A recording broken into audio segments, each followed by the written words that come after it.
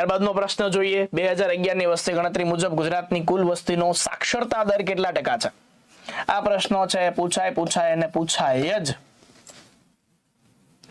કારણ કે ભારતનો સાક્ષરતા દર અને ગુજરાતનો સાક્ષરતા દર એ વેરી કરે છે, એટલા માટે. વેરી એટલે ભિન્ન ભિન્ન છે. ઇંગ્લિશની અંદર વેરી હો, દુશ્મન નથી. વિદ્યાર્થી મિત્રો, આની અંદર જવાબ આવે છે ઓપ્શન નંબર એ 78.3%. ગુજરાતની જો વસ્તી ગણતરીની આપણે વાત કરીએ તો 78.3% છે, અને ભારતની જે વસ્તી ગણતરીની જો આપણે વાત કરીએ, ભારતની અંદર જે સાક્ષરતા દરની વાત કરીએ તો 74.04% છે એ ભારત દેશની અંદર વસ્તી સાક્ષર છે. ગુજરાતમાં પૂછે તો 78.3% સાક્ષરતા છે, ભારતમાં પૂછે તો 74.4% સાક્ષરતા છે.